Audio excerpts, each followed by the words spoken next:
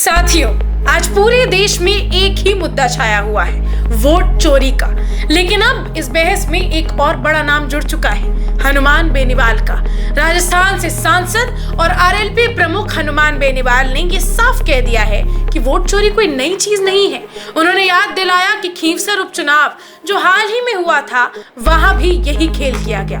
बिहार से शुरू हुआ ये मामला अब राष्ट्रीय बहस बन गया है। राहुल गांधी और तेजस्वी यादव ने आरोप लगाया कि बिहार में हुई एसआईआर यानी स्पेशल इंटेंसिव रिवीजन की प्रक्रिया में वोटर लिस्ट से नाम हटाकर चुनाव को प्रभावित किया गया। उन्होंने कहा कि ये सिर्फ बिहार की कहानी नहीं, बल्कि पूरे देश में वोट चोरी हो रही है। और नेता प्रतिपक्ष राहुल गांधी ने तो ये तक कह दिया कि कुछ समय हमें दीजिए, हम हर विधानसभा और लोकसभा सीट पर आपकी चोरी पकड़ लेंगे। विपक्ष ने सड़क पर उतरकर आंदोलन किया, धरना दिया और कई बड़े नेताओं को दिल्ली में हिरासत में भी ले लिया गया।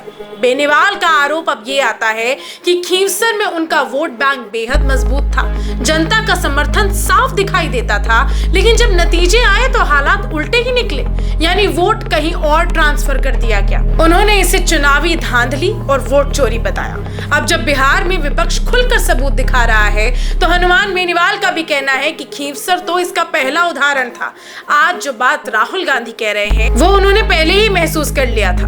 बेनीवाल यही नहीं रुके, उन्होंने तो यहाँ तक कह दिया कि देश में अघोषित आपातकाल जैसी स्थिति है और चुनाव आयोग पूरी तरह दबाव में काम कर रहा है।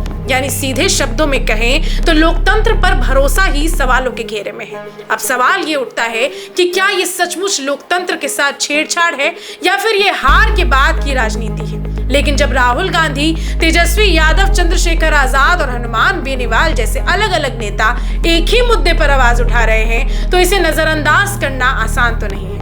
सुप्रीम कोर्ट ने भी इस पर ध्यान दिया है और कहा है कि वोटर लिस्ट से हटाए गए नामों के कारण और को सार्वजनिक किया जाए। यानी अब ये मामला सिर्फ राजनीति तक नहीं सीमित है, बल्कि कानूनी स्तर पर भी पहुंच चुका है। सवाल यही है कि जनता का वोट वास्तव में जनता के पास है या फिर सत्ता के खेल में कहीं गुम हो चुका है। इस पूरे मामले पे आपको क्या लगता है, हमें कमेंट्स में जरूर बताइए और जुड़े रहिए हमारे साथ।